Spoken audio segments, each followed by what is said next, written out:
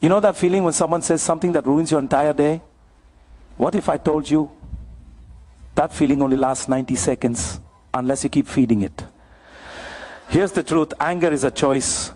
Neurologically, the stress chemicals that create anger naturally flush from your system in just 90 seconds. But we keep the anger alive by replaying the story, rehearsing our comeback. It's like a smoke alarm going off when you burn toast. And instead of opening a window, you keep making more toast. Next time someone cuts you off in traffic, notice what happens. Your body floods with stress hormones. That's the 90 seconds. But then you start the story, what an idiot. And suddenly 20 minutes later, you're still angry. When you understand this 90-second rule, you realize something powerful. You have a choice. You can let the chemicals flush naturally.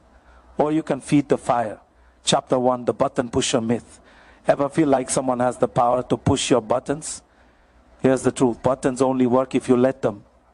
Those buttons are usually unhealed wounds or values from your past.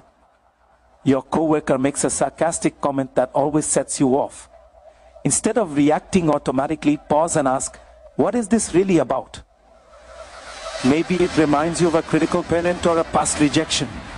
Suddenly your coworker isn't pushing your buttons, they're revealing them. You stop being a remote control. You become the operator of your own emotional state.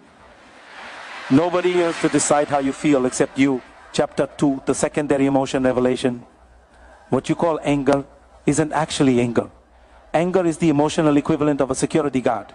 It shows up to protect feelings like hurt, fear, or shame. Your partner forgets your anniversary and you explode. But underneath that anger is hurt. Do I not matter to you? When you address the hurt instead of the anger, everything changes. Vulnerability heals. Anger just creates distance. Reflect on your last big anger episode. What vulnerable emotion was hiding underneath? Chapter 3, the choice point discovery.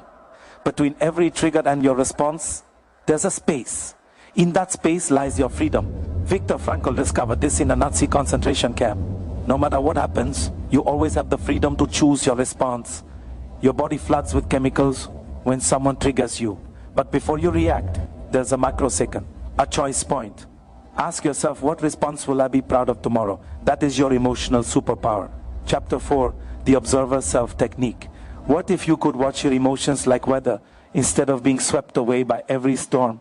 Inside you is an observer self. It notices emotions without becoming them. Your teenager rolls their eyes. Instead of thinking, this person is an idiot, you say, I notice irritation rising. You're observing, not reacting. From this space, you can choose a response that actually helps. Emotional immunity comes from observation. Chapter 5, the Reframe revolution. Difficult people aren't obstacles. They're personal trainers for your emotional fitness. Every critical boss, every passive-aggressive coworker, they're showing you where you need to grow. Instead of thinking, they don't trust me, try, they're helping me practice staying calm under pressure. Suddenly, interactions stop being personal attacks. They become opportunities to level up emotionally. Chapter 6, the boundary blueprint. Boundaries aren't walls, they're gates, with you as the gatekeeper. They let good in and keep harmful things out.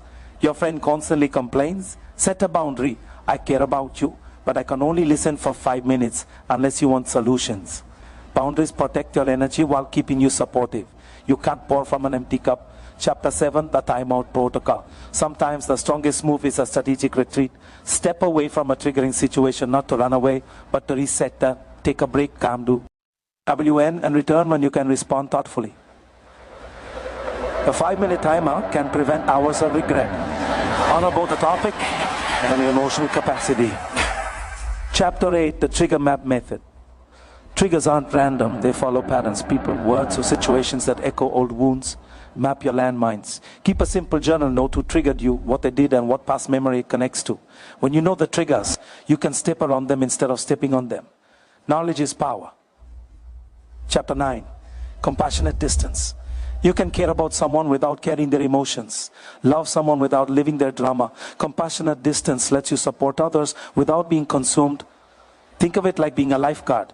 You throw the life preserver, but you don't jump in to drown. This preserves your energy so you can actually help in the long run. Chapter 10, the story Stoppe.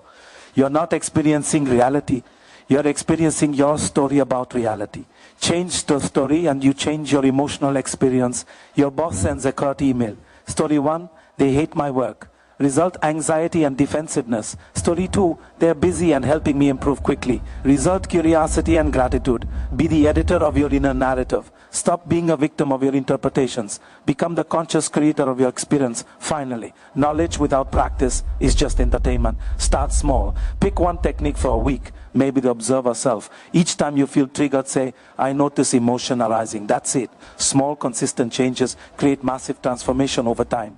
The person who never gets bothered isn't born different. They practiced until it became automatic. You can too. Think about who you'll be when difficult people no longer have power over your peace. That person is waiting for you. Hit like if this resonated. Share it with someone who needs it and subscribe for more tools to master your emotions.